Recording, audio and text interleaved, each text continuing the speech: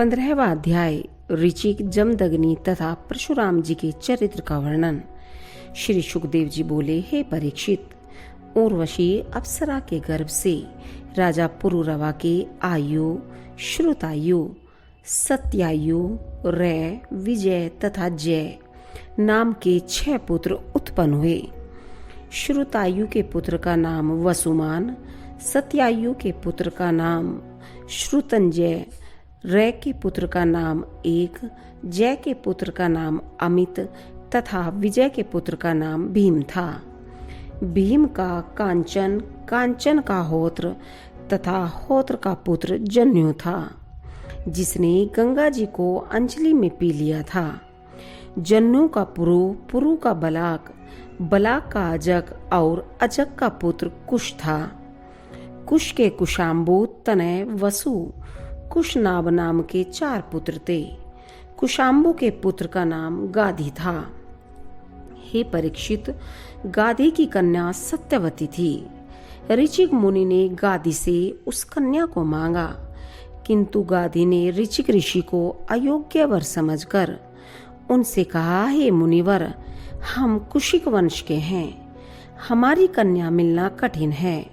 यदि आप चाहते हैं तो एक सहस्त्र श्याम वर्ण घोड़े मुझे शुल्क रूप में ला कर दीजिए। ऋचिक ऋषि ने गाधी का तात्पर्य समझकर वरुणदेव के पास गए और वहां से एक सहस्त्र श्याम कर्ण घोड़े लाकर गाधी को दे दिए और उनकी कन्या सत्यवती से विवाह कर लिया। एक समय महर्षि ऋचिक से उनकी पत्नी तथा सत्यवती की माता दोनों ने पुत्र प्राप्ति की प्रार्थना की। ऋचिक मुनि ने स्वीकार कर लिया और दोनों के लिए 2 प्रकार का चरु तैयार किया। चरु तैयार करके वे स्नान के लिए चले गए। तब सत्यवती की माता ने यह सोचकर कि ऋषि ने सत्यवती के लिए उत्तम चरु तैयार किया होगा, उसने सत्यवती का चरु स्वयं खा लिया और अपना चरु सत्यवती को खिला दिया। जब ऋषि को यह पता चला तब उन्होंने सत्यवती से कहा कि तुमने यह बड़ा अनर्थ किया। तुम्हारे जो पुत्र होगा वह ब्राह्मण स्वभाव का क्रूर कर्मी होगा तथा तुम्हारी माता के जो पुत्र होगा वह ब्राह्मण स्वभाव का होगा। यह सुनकर सत्यवती घबरा गई और अपने पति को प्रसन्न करने के लिए प्रार्थना की। तब ऋचिक मुनि ने कहा, तुम्हारा पुत्र ऐसा न होकर तुम्हारा पौत्र ऐसा अवश्य होगा। सत्यवती के गर्भ से जमदग्नि का जन्म हुआ। सत्यवती कौशिकी नाम की नदी बन गई। जमदग्नि का विवाह रेणु ऋषि की कन्या रेणुका से हुआ। रेणुका के वसुमान आदि कई पुत्र उत्पन्न हुए। उनमें सबसे छोटे परशुराम जी थे। उन्होंने सारी पृथ्वी को 21 बार क्षत्रियहीन कर दिया था। परीक्षित ने पूछा, हे ब्राह्मण, परशुराम जी ने किस अपराध में क्षत्रियों का संहार किया? श्री सुखदेव जी बोले, हे राजन, हे हयवंश का अर्जुन अति बली तथा दत्तात्रेय जी की कृपा से सहस्त्र भुजाओं वाला और अजय राजा था। उसने दत्तात्रेय जी से संपूर्ण सिद्धियां प्राप्त कर ली थी और वह योगेश्वर हो गया था। उसकी गति सर्वत्र वायु के समान बेरोक टोक थी। एक समय वह सहस्त्र बाहु अर्जुन बहुत सी स्त्रियों के साथ नर्मदा नदी में जल विहार कर रहा था। उसने अपनी सहस्त्र बाहुओं से नदी का जल रोक लिया था। निकट में ही रावण का डेरा पड़ा हुआ था। जल के रुकने से उसका डेरा बहने लगा। तब रावण ने आकर सहस्त्रबाहु अर्जुन को बुरा भला कहा तथा सहस्त्रबाहु अर्जुन रावण को पकड़कर अपनी पूरी महिष्मति को ले गया और उसको बंदर की भांति बंदी गृह में डाल दिया। तब पुलस्त्य जी के समझाने से उसको छोड़ दिया। एक समय वही सहस्त्रबाहु अर्जुन शिकार खेलते हुए वन में जमदग्नि के आश्रम पर पहुंच गया। राजा को आया हुआ देखकर जमदग्नि मुनि ने उसका बड़ा आदर सत्कार किया। सहस्त्रबाहु अर्जुन को जमदग्नि का वैभव देखकर बड़ा आश्चर्य हुआ। तब उसने मालूम किया कि यह सब कुछ इस कामधेनु के कारण है। उसने तुरंत जमदग्नि के पूछे बिना ही उस कामधेनु को खोलकर अपने नगर को बलपूर्वक ले गया। जब परशुराम जी लौट कर आए तब उन्होंने अपने पिता से सब समाचार सुना तो वे अति क्रोधित हुए और अपना फरसा लेकर महिष्मति पहुंचे। वहां जाकर सहस्त्रबाहु अर्जुन से घोर संग्राम हुआ। वहां अकेले परशुराम जी ने ही उसकी सारी सेना का संहार किया और अंत में सहस्त्रबाहु अर्जुन की भुजाओं को अपने फरसे से काटकर उसके सिर को भी काट दिया। तब वे अपनी गाय लेकर आश्रम को लौट आए और महिष्मति का संपूर्ण वृतांत सुनाया। जमदग्नि यह सुनकर अति दुखी हुए और उन्होंने परशुराम से कहा, हे पुत्र, तुमने यह अच्छा नहीं किया। यह कर्म तुम्हारे योग्य नहीं था। हम लोग ब्राह्मण हैं, हमारा भूषण क्षमा तथा दया ही है। किंतु अब तुम तीर्थों में जाओ और अपने पापों को धो डालो। 16वां अध्याय परशुराम जी के द्वारा अन्य क्षत्रियों का संहार तथा विश्वामित्र जी के वंश का वर्णन। श्री सुखदेव जी बोले, हे राजन, पिता की आज्ञा से परशुराम जी तीर्थाटन को चले गए। 1 वर्ष तक तीर्थ यात्रा करते रहे और फिर अपने आश्रम को चले आए। एक समय परशुराम की माता रेणुका गंगा पर जल भरने गई। वहां पर चित्ररथ गंधर्व को अपनी स्त्रियों के साथ जल विहार करते देखा। यह देखकर रेणुका का मन कुछ चित्ररथ की ओर खिंच गया। जब वह जल लेकर आश्रम पर लौटी तब विलंब होने के कारण जमदग्नि मुनि ने योग बल से उसके मनोभाव को जान लिया। तब उन्होंने अपने पुत्रों से कहा कि इस दुष्टा को मार डालो, किंतु पुत्रों ने ऐसा करने से इनकार कर दिया। जब जमदग्नि ऋषि ने अपने छोटे पुत्र परशुराम जी को अपनी माता तथा भाइयों को मारने की आज्ञा दी, तब परशुराम जी ने अपनी माता तथा सब भाइयों को मार डाला। तब जमदग्नि ऋषि ने प्रसन्न होकर वर मांगने को कहा। तब परशुराम जी ने यह वर मांगा कि मेरे सब भाई तथा माता जीवित हो उठे और उन्हें मेरे द्वारा मारे जाने की स्मृति ना रहे। परशुराम जी अपने पिता के प्रभाव को जानते थे, तभी उन्होंने ऐसा किया था। पिता ने उनके भाइयों तथा माता को जीवित कर दिया। एक समय परशुराम जी बाहर गए हुए थे। उनके पीछे सहस्त्रबाहु अर्जुन के पुत्रों ने अवसर पाकर समाधि में बैठे हुए जमदग्नि जी को मार डाला और उनका सिर काटकर अपने नगर को ले आए। परशुराम जी की माता हा राम हा परशुराम करके अपनी छाती पीटने लगी। उसी समय परशुराम जी वहां पर आ गई। अपनी माता को 21 बार छाती पीटते देखकर उन्होंने 21 बार संपूर्ण पृथ्वी से क्षत्रिय वंश को नाश करने का प्रण किया। ऐसा प्रण करके वे महिष्मति नगर में गए और वहां पर सहस्त्रबाहु अर्जुन के पुत्रों को मार डाला। उनके सिरों का एक पर्वत सा खड़ा कर दिया और उनके रक्त से एक भयंकर नदी बहने लगी, जिसको देखकर ब्राह्मण द्रोहियों का हृदय कांपने लगा। उस काल में क्षत्रिय अत्याचारी तथा क्रूर कर्मी हो गए थे। इसलिए भगवान के अंशावतार परशुराम जी ने सारी पृथ्वी से 21 बार क्षत्रियों का संहार करके कुरुक्षेत्र के समंत पंचक नामक स्थान में 5 सरोवर रक्त से भर दिए और अपने माता पिता के सिर को लाकर धड़ से जोड़ दिया तथा यज्ञों के द्वारा यज्ञपति भगवान का पूजन किया। उन यज्ञों में सारी पृथ्वी होता तथा ऋत्विजों को दान में दे दी। परशुराम के प्रभाव से जमदग्नि सप्त ऋषियों में 7वें ऋषि गिने गए।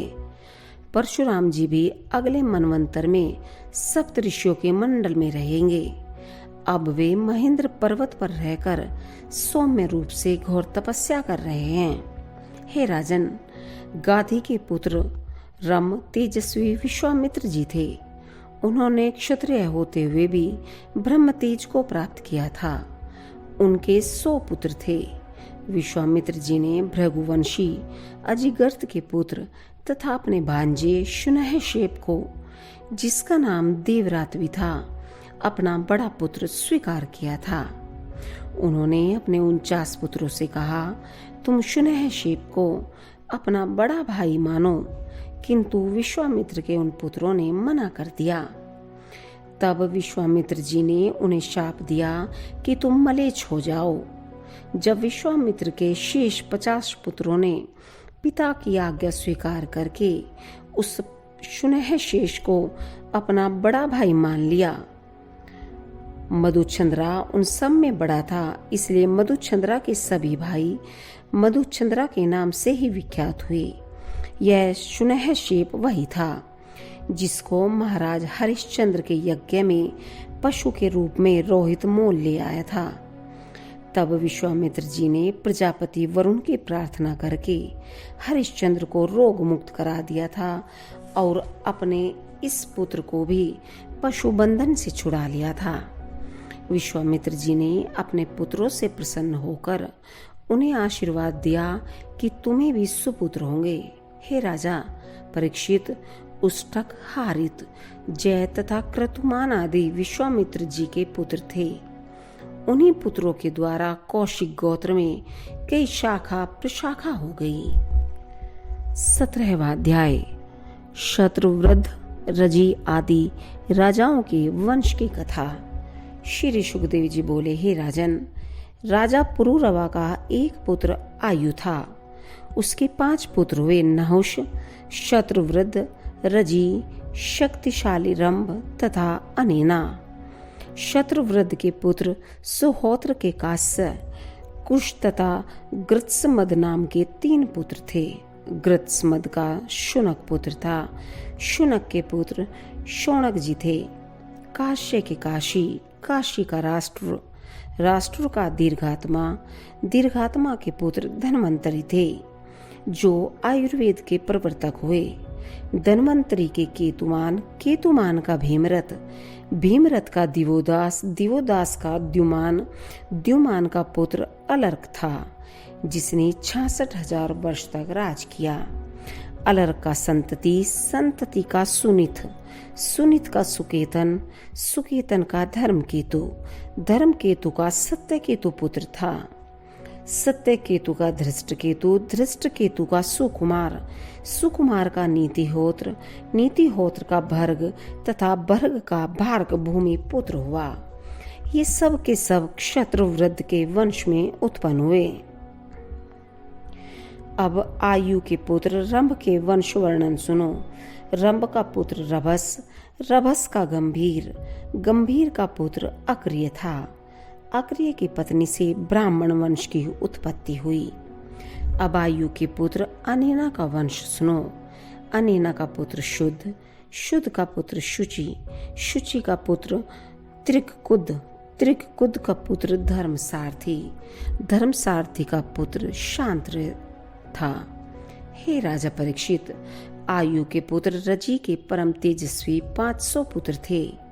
राजा रजी ने दैत्यों को मारकर स्वर्ग का राज्य इंद्र को दे दिया था, किंतु इंद्र ने स्वर्ग का राज्य राजा रजी को ही दैत्यों से भयभीत होकर दे दिया। जब परम तेजस्वी रजी की मृत्यु हो गई, तब उनके पुत्रों ने इंद्र के मांगने पर भी स्वर्ग का राज्य वापस नहीं किया। तब इंद्र ने बृहस्पति जी की सहायता से राजा रजी के बेटों को मार डाला, कोई भी शेष न बचा। तब क्षत्रवृद्ध के पौत्र कुश के प्रति बेटा हुआ, प्रति के संजय, संजय के जय, जय के कृत, कृत के हर्यवन, हर्यवन के सहदेव, सहदेव के हीन, हीन के जयसेन, जयसेन के संकृति, संकृति के महारथी जयपुत्र हुआ। अब राजा नहुष के वंश का वर्णन सुनो। 18वां अध्याय राजा ययाति का चरित्र। श्री सुखदेव जी बोले, हे राजा परीक्षित, राजा नहुष के 6 पुत्र थे। यति, ययाति, संयाति, आयाति, व्यति तथा कृति। नहुष का पुत्र यति परम ज्ञानी था। वे राज्य लक्ष्मी आदि से विरक्त रहते थे। जब इंद्र पत्नी शची से सहवास करने की चेष्टा करने के कारण नहुष को ब्राह्मणों ने इंद्र पद से गिरा दिया और अजगर बना दिया, तब राजा के पद पर ययाति बैठे। तब राजा ययाति दैत्यराज वृषपर्वा की पुत्री शर्मिष्ठा को तथा शुक्राचार्य की बेटी देवयानी को अपनी पत्नी बनाकर आनंद पूर्वक राज्य करने लगे। राजा परीक्षित ने कहा, हे ब्राह्मण, श्री शुक्राचार्य तो ब्राह्मण थे, फिर उनकी बेटी राजा ययाति कैसे प्राप्त कर सके, मुझे समझा कर कहिए। श्री सुखदेव जी बोले, हे राजन, एक समय दैत्यराज वृषपर्वा की प्यारी बेटी शर्मिष्ठा अपनी सहस्त्रों सखियों के साथ अपने श्रेष्ठ उद्यान में घूम रही थी। साथ में ही गुरु शुक्राचार्य की बेटी देवयानी भी थी। शर्मिष्ठा बड़ी मानिनी तथा अति सुंदर राजपुत्री थी, किंतु रूप लावण्य में देवयानी भी किसी प्रकार कम नहीं थी। वे सब की सब उस उद्यान के एक जलाशय में अपने अपने वस्त्र उतारकर स्नान करने लगी। वे सब सुंदरियां परस्पर एक दूसरे पर जल उलीच उलीच कर जल क्रीड़ा करने लगी। उसी समय भगवान शंकर जी पार्वती जी के साथ बैल पर चढ़कर उधर से निकले। भगवान शंकर जी को देखकर सब की सब कन्याएं लज्जा से दौड़कर अपने अपने वस्त्र पहनने लगी। उस शीघ्रता में शर्मिष्ठा ने भूल से देवयानी के वस्त्र पहन लिए। इस पर देवयानी अधिक क्रोधित हुई और वह आग बबूला होकर बोली, अरे देखो तो, इस दासी ने मेरे वस्त्र पहन लिए। जिन ब्राह्मणों की कृपा से इसका बाप राज करता है, उसी ब्राह्मण की कन्या के वस्त्रों को पहनकर अपवित्र कर दिया। जिन ब्राह्मणों के चरणों की वंदना तथा सेवा बड़े बड़े लोकपाल इंद्र, ब्रह्मा तथा स्वयं नारायण भी करते हैं, उन्हीं भृगुवंशी ब्राह्मणों के वंश में मेरा जन्म हुआ है। इस असुर की कन्या ने मेरे वस्त्र पहन लिए। हाय हाय, अब मैं इन्हें नहीं पहन सकती। जिस प्रकार शूद्र के पढ़ने से वेद अपवित्र हो जाते हैं, उसी प्रकार वस्त्र अपवित्र हो गए। देवयानी ने इसी प्रकार शर्मिष्ठा को अनेकों गालियां दी। तब शर्मिष्ठा अति क्रोधित होकर तिल मिला उठी और अपने अपमान को सह न सकी। चोट खाई हुई सर्पनी के समान अपने दांतों को पीसती हुई बोली, अरे टुकड़ों पर पलने वाली भिखारिन, तू इतनी बढ़कर बातें कर रही है। जिस प्रकार कोई कुत्ते दरवाजे पर रोटी के टुकड़ों की प्रतीक्षा करते हैं, उसी प्रकार तुम लोग भी हमारे दरवाजे पर रोटी के टुकड़ों की प्रतीक्षा करते हो। इस प्रकार अनेकों चुभने वाली बातें शर्मिष्ठा ने देवयानी से कही तथा उसके वस्त्र छीनकर उसको कुएं में ढकेल दिया। जब देवयानी को कुएं में ढकेलकर शर्मिष्ठा अपनी सखियों के साथ घर को चली गई, तब संयोगवश वहां राजा ययाति शिकार खेलते हुए आ निकले। उन्हें प्यास लगी थी, इसलिए वे उस कुएं के निकट गए और उस कुएं में देवयानी को पड़ा देखा। वह देवयानी वस्त्रहीन थी, इसलिए उन्होंने अपना दुपट्टा नीचे डाल दिया और उनका हाथ पकड़कर कुएं से बाहर निकाल लिया। तब देवयानी ने प्रेम पूर्वक राजा ययाति से कहा, हे आर्य, आपने मेरा हाथ पकड़ा है, अतः अब इसे दूसरा कोई नहीं पकड़ सकता है। हे वीर शिरोमणि, कुएं में गिरने के कारण मुझे अकस्मात आपके दर्शन हुए हैं, इसलिए भगवान की कृपा से ही मेरा आपका संबंध हुआ है, इसलिए मैं आपको अपने पति रूप में स्वीकार करती हूँ। हे वीर श्रेष्ठ, पहले मैंने बृहस्पति के पुत्र कच्छ को श्राप दिया था, इसी कारण मेरा विवाह ब्राह्मण कुमार के साथ न होकर क्षत्रिय कुमार के साथ ही होना निश्चित है। इस कारण तुम किसी बात की चिंता न करके इसे प्रारब्ध का ही भोग समझो। तथा ययाति ने प्रसन्न होकर देवयानी के इस प्रस्ताव को स्वीकार कर लिया। जब राजा ययाति अपने नगर को चले गए, तब देवयानी रोती पीटती हुई अपने पिता शुक्राचार्य जी के पास गई। उसने शर्मिष्ठा के किए हुए अपमान तथा दुर्वचनों को शुक्राचार्य जी को सुनाया। इस पर शुक्राचार्य जी अति क्रोधित हुए और देवयानी को साथ लेकर वहां से चल दिए। जब दैत्यराज वृषपर्वा को इस बात का पता चला तब वे अति दुखी हुए और भयभीत होकर सोचने लगे कि कहीं गुरुदेव मुझे श्राप न देते अथवा गुरुदेव के न रहने से शत्रुओं की शक्ति प्रबल न हो जाए। तब वृषपर्वा अपने गुरुदेव को मनाने के लिए उनके पीछे पीछे गए और गुरु शुक्राचार्य के चरणों में गिरकर उनकी अनुनय विनय करने लगे। शुक्राचार्य का क्रोध हवा हो गया। तब वे बोले, हे राजन, मुझे तो तुमसे कोई अप्रसन्नता नहीं है, किंतु मेरी इस पुत्री देवयानी के प्रसन्न होने पर ही मैं यहाँ ठहर सकता हूँ। यदि वह प्रसन्न हो जाएगी तो मुझे लौटने में कोई आपत्ति नहीं है। तब वृषपर्वा ने गुरुपुत्री देवयानी को प्रसन्न करने के लिए कहा, हे पुत्री, जो तुम्हारी इच्छा हो वह मुझसे कहो, मैं तुम्हें प्रसन्न करने के लिए तुम्हारी इच्छित वस्तु अवश्य दूंगा और तुम्हारी आज्ञा स्वीकार करूंगा। तब देवयानी ने कहा, हे दैत्यराज, मेरे पिताजी मुझे कहीं भी किसी को दे दें, मैं कहीं भी जाऊं। शर्मिष्ठा अपनी सहेलियों के साथ मेरी दासी बनकर मेरे साथ चले। शर्मिष्ठा बड़ी बुद्धिमती थी। उसने अपने परिवार पर आए हुए इस संकट को टालने के लिए देवयानी की यह बात स्वीकार कर ली। वह अपनी एक सहस्त्र सहेलियों के साथ दासी बनकर देवयानी की सेवा करने लगी। शुक्राचार्य जी ने देवयानी का विवाह राजा ययाति के साथ कर दिया। तब शुक्राचार्य जी ने ययाति से कहा, हे राजन, इस दैत्यराज वृषपर्वा की पुत्री शर्मिष्ठा आपकी सेज पर कभी न आए। ऐसा कहकर अपनी पुत्री को विदा कर दिया। कुछ काल उपरांत देवयानी पुत्रवती हुई। देवयानी के पुत्रवती होने पर एक दिन शर्मिष्ठा ने भी ऋतुकाल के समय राजा ययाति से एकांत में सहवास की प्रार्थना की। राजा ययाति से शर्मिष्ठा के 3 पुत्र हुए, दुह्यु, अनु तथा पुरु, और देवयानी से 2 पुत्र हुए, यदु तथा तुर्वसु। जब देवयानी को इस बात का पता चला कि शर्मिष्ठा के मेरे पति के द्वारा ही पुत्र उत्पन्न हुए हैं, तब वह क्रोधित होकर अपने पिता के निकट गई। राजा ययाति ने देवयानी को अनेकों प्रकार से मनाने का प्रयत्न किया, किंतु वह न मानी। तब शुक्राचार्य जी ने राजा ययाति को यह श्राप दिया कि तू स्त्री लंपट, मंद बुद्धि तथा क्रूर है, इसलिए तुझे शीघ्र बुढ़ापा आ जाए।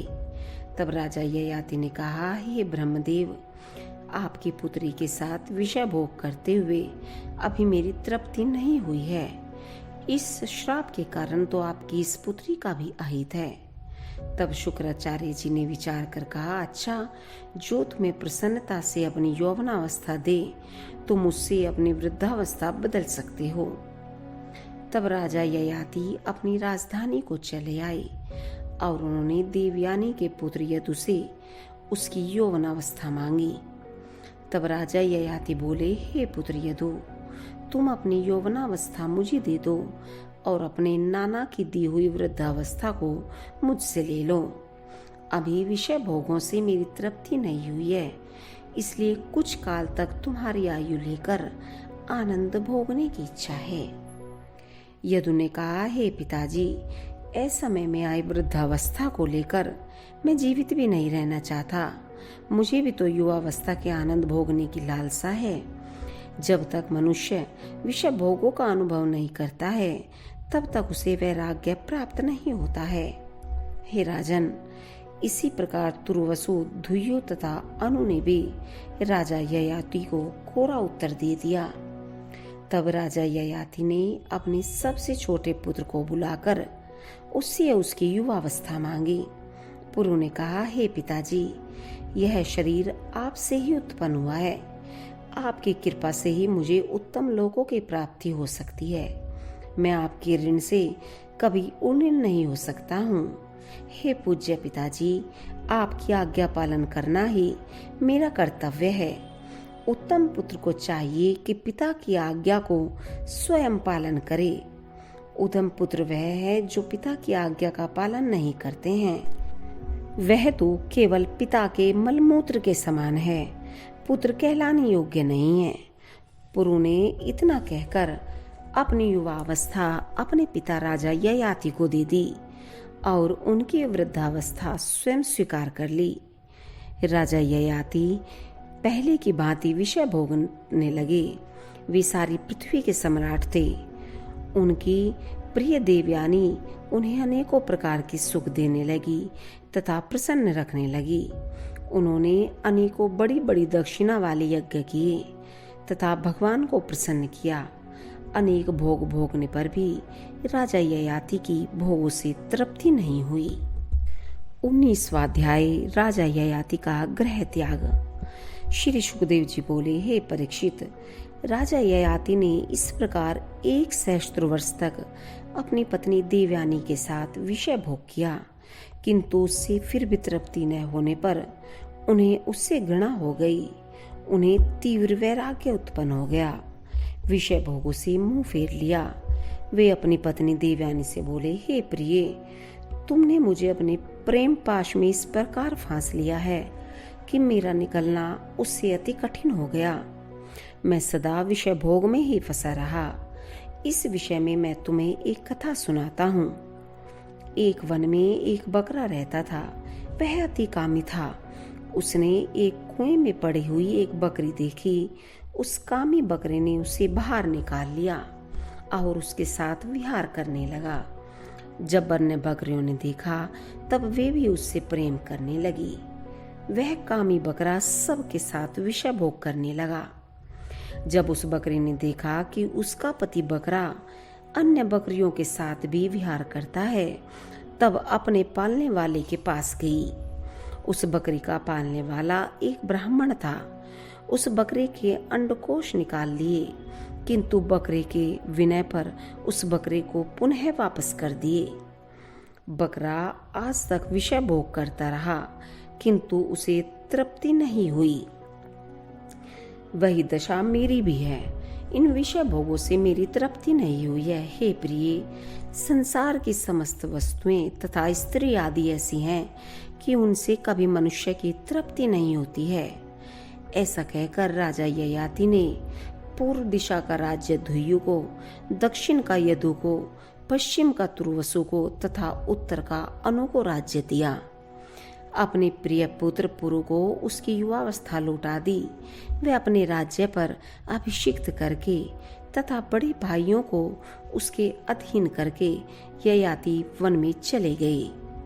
वन में जाकर राजा ययाति ने अपने स्थूल शरीर को लिंग शरीर में लीन कर दिया तथा लिंग शरीर को आत्मा के साक्षात्कार में लीन करके परब्रह्म पद की प्राप्ति की।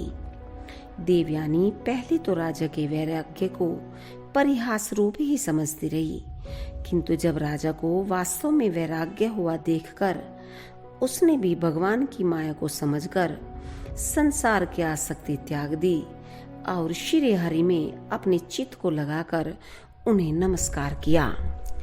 20वां अध्याय, पुरु के वंश तथा राजा दुष्यंत और भरत के चरित्र का वर्णन करना। श्री सुखदेव जी बोले, हे परीक्षित, तुम्हारा जन्म उसी राजा पुरु के वंश में हुआ है। इसी वंश में अनेकों राजश्री तथा ब्रह्म ऋषि हुए हैं। राजा पुरु के पुत्र जन्मेजय हुए। जन्मेजय का पुत्र प्रचिनवान, प्रचिनवान का प्रवीर, प्रवीर का नमस्यु, नमस्यु का चारुपद, चारुपद का सद्यु, सद्यु का बहुगव, बहुगव का संयाति, संयाति का पुत्र अहयाति तथा अहयाति का पुत्र रौद्राशु था। रौद्राशु के धृताची अप्सरा के गर्भ से 10 पुत्र उत्पन्न हुए। वृतेयु, कुक्षेय, स्थंडिलेयु, कृतेयु, जलेयु, संततेयु, धर्मेयु, सत्येयु, व्रतेयु तथा वनेयु। सबसे बड़े ऋतेयु का पुत्र रंतिभार था तथा रंतीबार के सुमति, ध्रुव, अप्रतिरथ 3 पुत्र थे। अप्रतिरथ के पुत्र कनु था। कनु का पुत्र मेधातिथि था। इसी मेधातिथि से प्रस्कनु आदि ब्राह्मण प्रकट हुए। सुमति का पुत्र रेभ्य था तथा इसी रेभ्य के पुत्र महाराज दुष्यंत थे।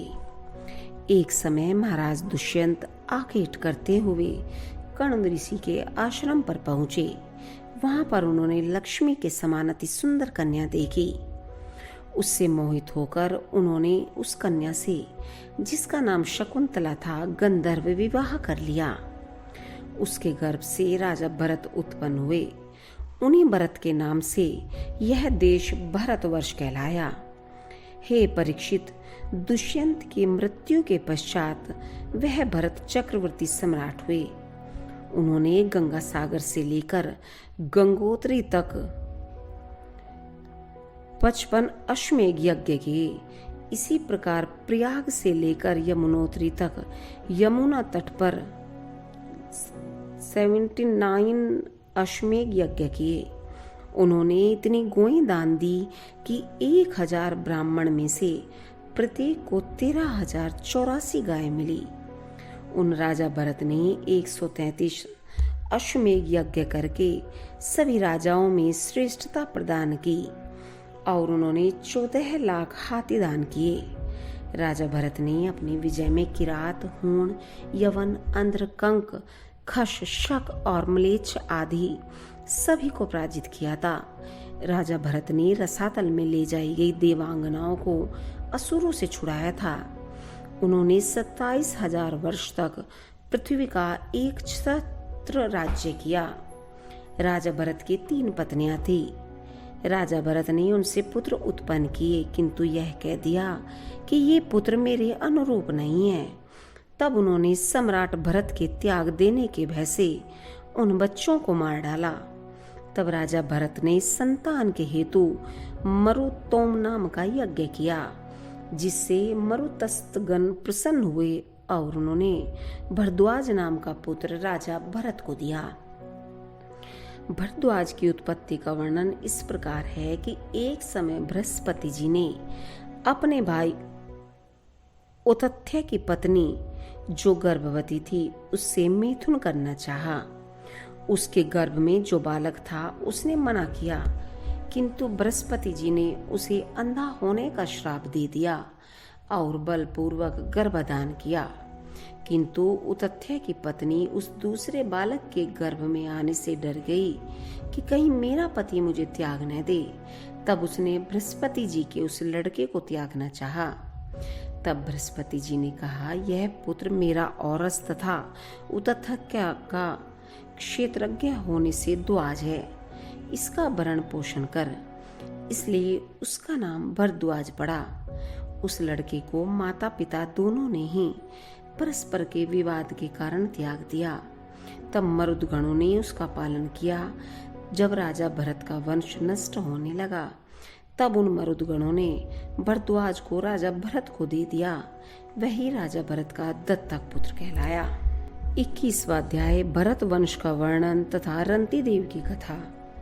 श्री सुखदेव जी बोले, हे परीक्षित, उस भरद्वाज का पुत्र मन्यु हुआ। मन्यु के 5 पुत्र थे, बृहत, शत्रु, जय, महावीर्य, नर तथा गर्ग। नर के पुत्र का नाम संकृति था। संकृति के गुरु और रंतिदेव 2 पुत्र थे। रंतिदेव प्रारब्ध के अनुसार जो मिल था उसी को स्वीकार करते थे और धनोपार्जन का कोई उपाय नहीं करते थे। जो कुछ उनके पास होता था उसी को दूसरों को दान दे देते थे। एक समय 48 दिन तक उन्हें अन्न तथा जल नहीं मिला। वे परिवार सहित भूखे तथा प्यासे रहे। 49वें दिन प्रातः काल कुछ घृत, खीर, हलवा तथा जल प्राप्त हुआ। उनके परिवार के लोग भूख तथा प्यास के कारण तड़प रहे थे। जैसे ही वे लोग भोजन को बैठे, उसी समय एक अतिथि ब्राह्मण आ गया। रंतिदेव ने ब्राह्मण को श्रद्धा तथा आदर पूर्वक अपना भोजन दे दिया। ब्राह्मण वहां आ गया। रंतिदेव ने ब्राह्मण भोजन करके चला गया। तब रंती देव फिर भोजन करने बैठे, तब एक शूद्र अतिथि आ गया। तब रंती देव ने अपना भोजन फिर उसे दे दिया। रंती देव उस बचे अन्न में से अपना भाग लेकर भोजन को बैठे। तब एक अतिथि कुछ कुत्तों को लेकर आ गया और बोला, मैं तथा मेरे कुत्ते बहुत भूखे हैं। रंती देव ने अपना सब भोजन उन्हें दे दिया और भगवान को नमस्कार किया। जब वे बचे हुए जल को पीने को उद्यत हुए, तब वहां एक चांडाल आ गया और बोला, मैं अति प्यासा हूँ, मुझे जल पिला दीजिए। तब रंती देव ने उस बचे हुए जल को उस चांडाल को पिला दिया। अन्न तथा जल के द्वारा उन अतिथियों की आत्मरक्षा हो जाने से रंती देव को बड़ा आनंद प्राप्त हुआ और उन्होंने वही सुख माना जैसा कि स्वयं भोजन कर लेने से होता है। हे परीक्षित, वे अतिथि नहीं थे, अपितु भगवान स्वयं रंती देव की परीक्षा कर रहे थे। रंती देव को परीक्षा में उत्तीर्ण देखकर ब्रह्मा, विष्णु तथा महेश तीनों अपने रूपों में प्रकट हुए। रंती देव ने उनके चरणों में नमस्कार किया तथा अपने मन को उनके चरणों में लगा दिया। मन्यु के पुत्र गर्ग से शिनी तथा शिनी के गाग्र्य हुए। गाग्र्य ने क्षत्रिय होते हुए भी ब्राह्मण वंश चलाया। महावीर्य का पुत्र दुरितक्षय था। उसके त्रयारुणी, कवि तथा पुष्कराकारुणी 3 पुत्र हुए। सभी ब्राह्मण हुए। बृहत्क्षत्र का बेटा हस्ती था, जिसने हस्तिनापुर को बसाया। हस्तिन के अजमेर, द्विमेढ़ तथा पुरमेढ़ 3 बेटे थे। अजमेढ़ का पुत्र वृहदिशु, वृहदिशु का वृहदनु, वृहदनु का वृहत्काय, वृहत्काय का जयद्रथ, जयद्रथ का विशद और विशद का पुत्र सेंजित था। सेंजित के 4 पुत्र थे, रुचिराश्रु, दृढ़हनु, कास्य तथा वत्स। रुचिराश्रु का पुत्र पार, पार का पृथुसेन था। पार के दूसरे पुत्र का नाम नीप था। उसके 100 पुत्र उत्पन्न हुए। उन पुत्रों में ब्रह्मदत्त ज्ञानी था। ब्रह्मदत्त के विश्वक्सेन नाम का पुत्र उत्पन्न हुआ। इसी ने योग शास्त्र बनाया। द्विमेढ़ का पुत्र यविनव, यविनर का कृतिमान, कृतिमान का सत्यधृति, सत्यधुति का दृढ़नेमी, दृढ़नेमी का सुपाशु, सुपाशु का सुमति, सुमति का सन्नतिमान और सन्नतिमान का पुत्र कृति हुआ। कृति का पुत्र नीप था। नीप का उग्रायुर्ध, उग्रायुर्ध का क्षेम्य, क्षेम्य का सुवीर, सुवीर का रिपुंजय तथा रिपुंजय का बहुरथ पुत्र हुआ। अजमेर की नलिनी नाम की दूसरी पत्नी से नील का जन्म हुआ। नील का पुत्र शांति, शांति का सुशांति, सुशांति का पुरुज, पुरुज का अर्घ तथा उसका पुत्र भयभर्याशु हुआ। भव्यार्षु के मुदगल, यविनर, वृहदिशु, कामपिल्य तथा संजय पुत्र थे। इन 5 पुत्रों के नाम से ही पांचाल देश प्रसिद्ध हुआ। मुदगी के जुड़वा एक पुत्र तथा एक कन्या उत्पन्न हुई। पुत्र का नाम दिवोदास तथा कन्या का नाम अहिल्या था, जिसका विवाह गौतम ऋषि के साथ किया गया। गौतम के पुत्र का नाम शतानंद था। शतानंद का पुत्र सत्यद्रति धनुर्विद्या में बड़ा निपुण था। सत्यद्रति के पुत्र शरद्वान का वीर्य उर्वशी अप्सरा को देखने से मूंज के झाड़ पर गिरने के कारण एक पुत्र तथा एक कन्या का जन्म हुआ। उनमें पुत्र का नाम कृपाचार्य तथा कन्या का नाम कृपि रखा गया। इनको दयावश महाराज शांतनु ले गए।